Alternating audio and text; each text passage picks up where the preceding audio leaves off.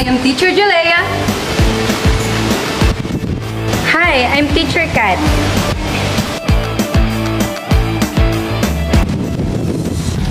Hi, I'm Teacher Kathy.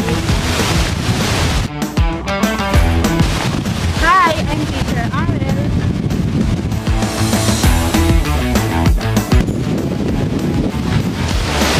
Good day, everyone. I'm your teacher, Rhea.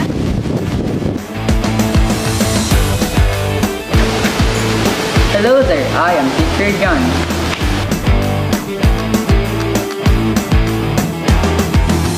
Boris Frederick Skinner, or he also known as B.F. Skinner. He was an American psychologist that is an influential exponent of behaviorism. He is born on March 20, 1904 in Susquehanna, Pennsylvania, USA. He died on August 18, 1990. He is known for his operant conditioning and reinforcement. Operant conditioning is a type of conditioning that stresses the unpleasant and pleasant consequences to control the occurrence of a certain behavior of an individual. It's a method of learning that uses a reward and a punishment to modify someone's behavior. It states here that learners or individuals tend to repeat a behavior that led to a favorable outcome and suppress those that produce unfavorable results. In operant conditioning, we have this word reinforcer and reinforcement. Reinforcer is something that encourages an individual to do something, and reinforcement is something that strengthens that behavior. So we have 4 types of reinforcing. The first one is the primary reinforcing. Biological and psychological needs, such as food, clothing, and the shelter. Nagpo-focus ito sa pangangailangan ng isang individual. For example, ano nga bang pangangailangan ng bata? So pag naibigay mo ang pangangailangan ng bata, like school supplies, dito na nasa-satisfy siya, hindi naglalak yung pangangailangan ng isang bata. The second reinforcer is the secondary reinforcer. Reinforcer a behavior after being previously associated with primary reinforcer. So dito na pumapasok yung awareness nila sa kung ano nga ba talaga yung pangangailangan nila. Mas nabavalue nila yung mga needs nila na connected sa kung ano yung pangangailangan nila, tulad ng pera. And for example, yung grades and token. The third one is the positive reinforcer. Stimulus added to a situation or event to strengthen a behavior. For example, dito na pumapasok yung reward na natatanggap ng bata sa advisor or sa teacher nila. For example, yung bata mataas yung grades. So, bibigyan siya ng reward ng teacher niya para mas pagbutihin niya pa sa susunod. Type of reinforcer is the negative reinforcer. Stimulus withdrawn to a situation or event to strengthen a behavior. Dito na pumapasok yung punishment. So, pag nakita mo yung estudyante mo na nagsa-cellphone habang naglaklase kayo, kukunin mo yon para yun yung magiging punishment niya. Let's proceed to our next topic. This is about schedules of reinforcement. When we talk about the schedule of reinforcement, it is a set of rules or ways on how the behavior of the children enhance and how you achieve the certain tasks or goals and syempre hindi mawawala ang reward and punishment. Dito sa schedules, matatatin natin dito ang ratio at interval. Kasali dito ang oras, bilang, or panahon. So dito, magsimulan tayo sa first schedule, fixed ratio. Fixed ratio is a reinforcement dispensed following a constant number of desired behavior. So, fixed ratio in short, just like the example, it is about for every achievement of a child or every desirable behavior portrayed by that student or child, he or she will be given a praise by the teacher, and that praise will serve as his or her reward and also his motivator to achieve and behave accordingly. Next, fixed interval. Reinforcement is dispensed sa following varying amount of time. Upside time. maaari naka-specific ang oras na ipapatol sa'yo ng isang commander o ng isang teacher. Halimbawa, a talkative learner will be given praise or reward only if he or she will remain quiet for 10 minutes. So, naka-specific doon yung time. Meron siyang 10 minutes. So, kailangan ng isang learner ma-achieve niya ang task na yun. Hindi siya mag-iingay. And after nun, makakakuha siya ng reward. And sure na iyon. Next, variable ratio. This reinforcement is dispensed following a varying amount of trials. I know that you are familiar with the words or notation, try until you succeed. Ang mga taong hindi sumusuko, magpapaulit sila na magpapaulit, magtitry sila na magtitry hanggang sa ma-achieve nila ang kanilang goal. So, kailangan dito ng patient and eagerness ng isang tao para magpatuloy ang certain task or goal. Example, in joining math competition, a learner will not know when he or she will win even after several trials of competing. Sa competition, wala kang kasiguraduhan kung mananalo ka or matatalo. Kung mananalo ka, then there is a reward. At may makukuha kang praise. Pero kapag hindi mo na-achieve iyon, kung hindi ka nanalo, magta-try ka. Because it is trials, nakapokus siya sa trials. So magta-try ka na magta-try. Next, and this is the last schedule of reinforcement. Variable interval. This reinforcement is dispensed following varying amount of time. Kung sa fixed interval, may naka-specific ang time. Dito naman, masasabi natin na no limit, no time limit, but you can wait the time. Halimbawa, example, learner who is fishing in a pond will have to wait for a few minutes or hours before he or she can catch a fish. Wala siyang kasiguraduhan dito dahil nakabase sa panahon o sa oras kung anong oras nga ba siya makakakuha ng kanyang huliing isda. Hindi niya alam. So, dito, mag-wait siya hanggang sa may makuha siya. So, dito na natatapos ang 4 schedule of reinforcement. Ngayon naman, itakal natin ang pagkakaiba nilang apat. Unahin natin ang fixed ratio and fixed interval. Ang fixed ratio and fixed interval is predictable. Predictable kasi alam mo na, sure ka na may makukuha kang reward after mo ma-perform ang certain task na binigay sa'yo ng isang commander or ng isang teacher. At yung variable interval and variable ratio, it is unpredictable. Kasi, unpredictable dahil hindi mo alam kung kailan mo makukuha o kailan mo ma-achieve ang gusto mong ma-achieve. Dahil hindi ka sigurado. Hindi ka sigurado dahil hindi mo alam kung kailan. Dahil ito'y nakabase sa panahon. Kailangan sa pakikinig. BF Skinner's types of reinforcement. Number 1 is verbal. It is when a learners receive praise for their performance so they can do better and better and time after time. And for those who don't, they are encouraging and urged to do harder on next time. For example, student performs well in his academics. The teacher will praise the student in order to appreciate and acknowledge his or her achievements. As for those who don't excel, they are encouraged by the teacher so they will feel the sense of belongingness. Number 2 is physical. It is when a learner receive a hug or a pat on their shoulder, they feel proud. For example, ang isang bata na naka-achieve ng isang activities na maganda is binibigyan sila ng teacher ng simple pat on their shoulder or a simple hug. And ayon nga sa pag-aaral, na ang human touch daw ay nakaka-boost ng kanilang confidence and ng kanilang self-esteem. Number 3 is non-verbal. Smile, winks, and warm looks are some example of non-verbal.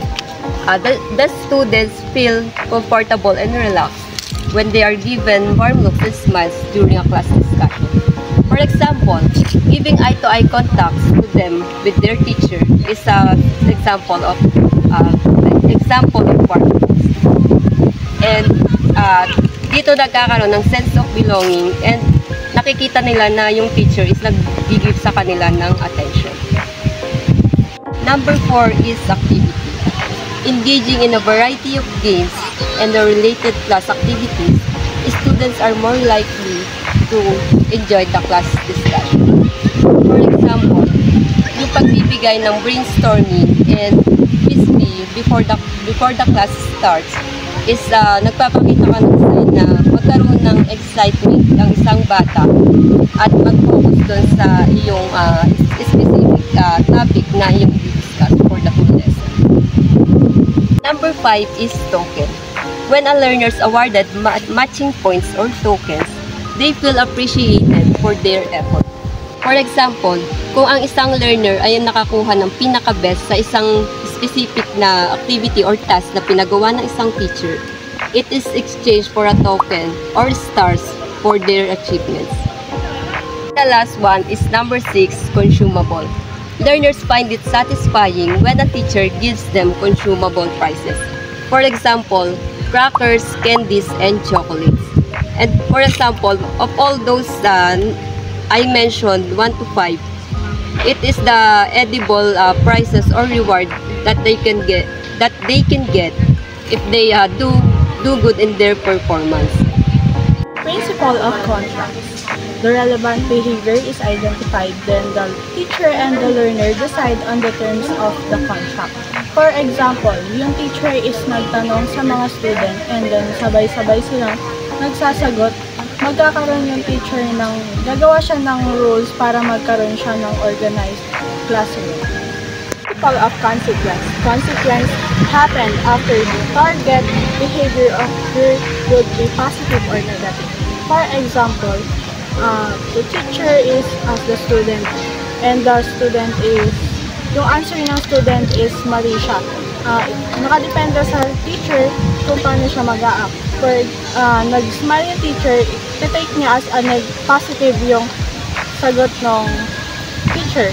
And pag tumawa naman yung teacher is parang bumababa yung self-esteem niya kasi mali yung sagot niya. Principle of reinforcement. Negative reinforcement increases the probability of the response that removes or prevents adverse condition. For example, may isang student na sumali ng ATSI. Nakadepende na lang kung mag-e-exam siya ng any kind of midterm or finals pag nanalo siya. Na-meet na niya yung 80% ng grading. Principle of extinction. Punishment involves presenting a strong stimulus that decreases the frequency of a particular response. For example, mayroong estudyante na bihirang pumasok. Dahil doon, magre-result siya ng mababang performance. At dahil doon, matututo siya na mas mag-aral pa ng mabuti. Principle or the grammar rule. Thus, the right activities can be increased by looking at them to do desired activities. For example, katulad ng sinabi na grammar rule, di ba pag no mga bata pa tayo is pag sinabi ng mga matatanda na matulog ka, dahil doon, bibigyan kanila ng reward na kumbaga, bibigyan kanila ng mga biscuit after ng pagkagising mo, ganun. And now we will talk about Edward Lee Thorndike's connectionism theory, which means selecting and connecting constitute learning. Connectionism explains that there is a probability for a behavior to occur again when followed by positive experience.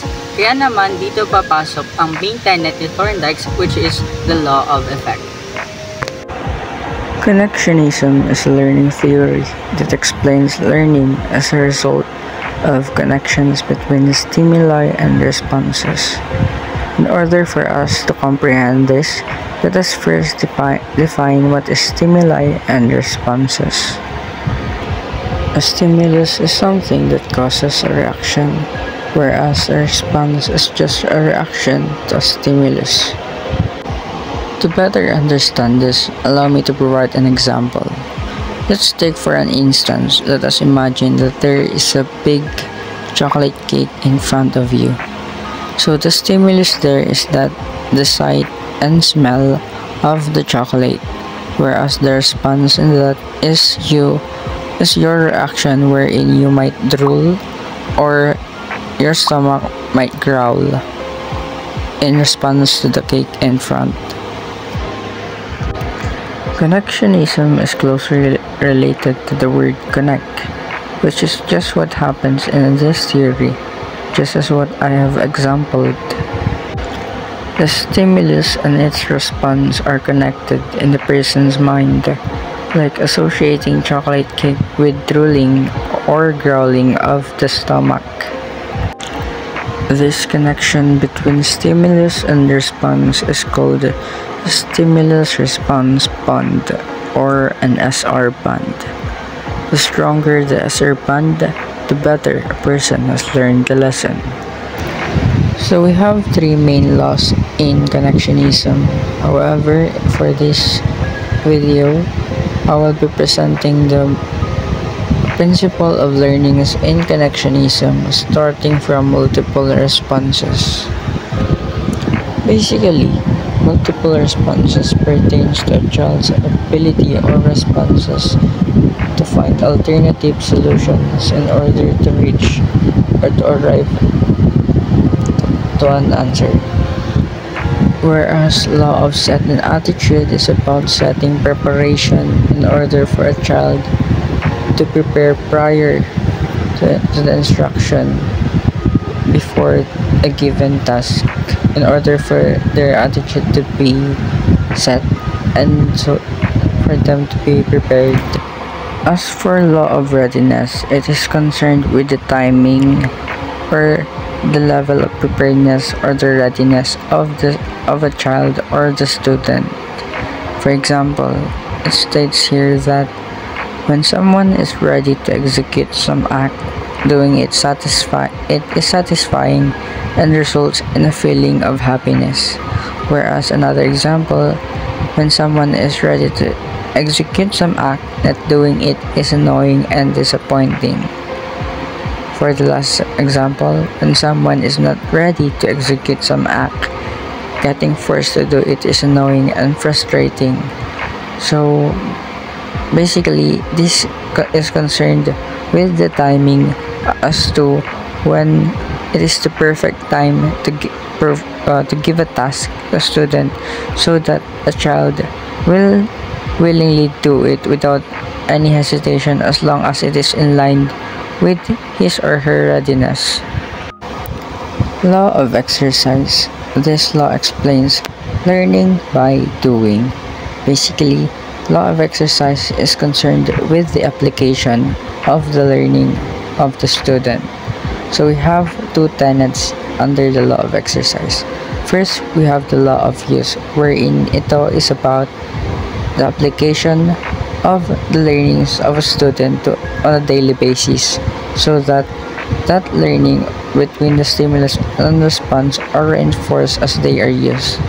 Whereas the law of this use is about the connection between the stimulus and response are weakened, especially when a child or student does not apply his learnings to his everyday lifestyle.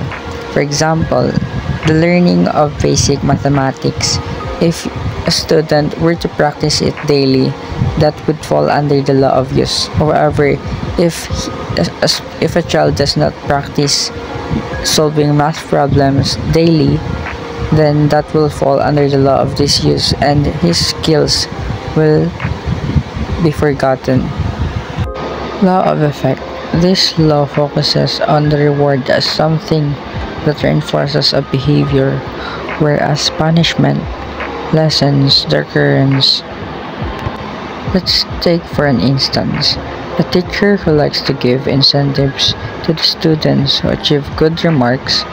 Upon doing so, the students will be motivated to set their goals to achieve good remarks as well, for them to receive incentives from the teacher.